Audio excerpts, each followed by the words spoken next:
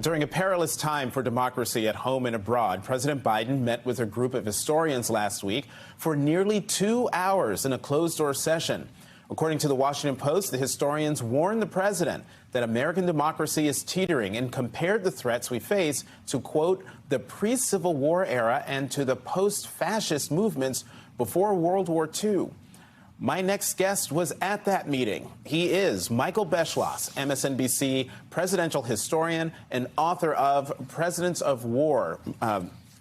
Mr. Beschloss, welcome back to the Sunday Show. Mr. Capehart, so great to be in the studio together. Yes, face to face. Tremendous. So a person familiar with the meeting told the Washington Post that, quote, a lot of the conversation was about the larger context of the contest between democratic values and institutions and the trends toward autocracy globally. What is it about this moment in history and the state of our democracy that made this meeting necessary? And does the president take this moment seriously? Well, I loved what you were saying with Kate Bedingfield, and I agree very much with what she said, which is that from the beginning of President Biden's campaign, he saw this as a battle for the soul of America. And he has seen this in terms of, are we going to have a democracy in 5 years, 10 years? Most presidents, that is not true. Two moments that it was true, and we talked about it in this meeting with President Biden, as reported by the Washington Post, I think a source that you would vouch for. Yes, a venerable institution. Right, and having been there, I would say it was a very accurate article. Two moments that people there, including myself, talked about. 1860, when this country was obviously divided, half slave, half free. Abraham Lincoln felt that this is a moment where American democracy might not survive, especially if you define democracy as a country which is, one country and not turning into fractions as it almost did. Mm-hmm. And also the 1930s. People remember that less, but a time of mass unemployment, a lot of people very angry and unsettled.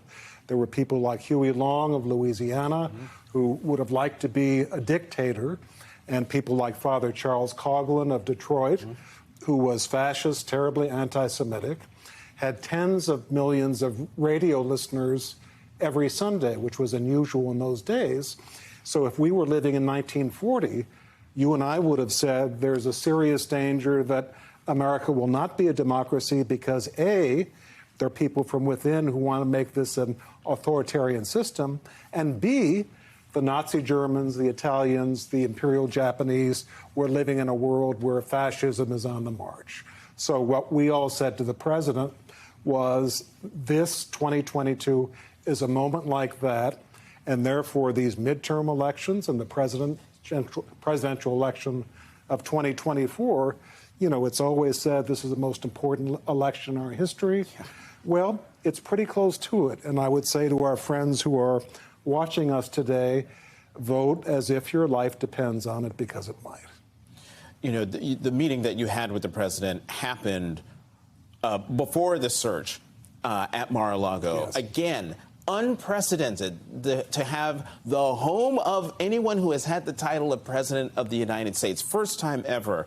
After this wild week, what would you tell the president now? I think what I would say is you have to pursue the law and you have to let your attorney general do his thing. And that's advice, obviously, he did not need. The thing I hated most about this week, Jonathan, was not just the fact that Donald Trump had done things that no ex-president had done. National security documents, nuclear documents reportedly by your newspaper that could put our children in danger if they get to be public or if they're given to some foreign government or get to a terrorist. Presidents are supposed to protect us, not do that. But what was even worse than that? Kevin McCarthy threatened the possible next Speaker of the House, if the Republicans win, threatened an attorney general and said, you'd better lay off Trump or else there's going to be violence. When have we ever seen that before in American history? And even reports that Trump himself tried to send a message to Merrick Garland that unless you give me some kind of immunity, you're going to have a civil war. That's a threat. No one should make it an ex-president of all people. And so finally, then, given everything that you just said, and your last answer is truly the most frightening thing that I've heard or we can even contemplate. Are we going to survive this? I don't know, but what I would say is look at America. You know, remember those two moments I mentioned? 1860, we went through a civil war. God help us. I don't think that's going to happen in terms of the sense of military on the field. And we certainly got through the fascist wave of the 1930s. So the hopeful part of this is that America does have resilience, and we do get over moments like this. Let's pray together that we do.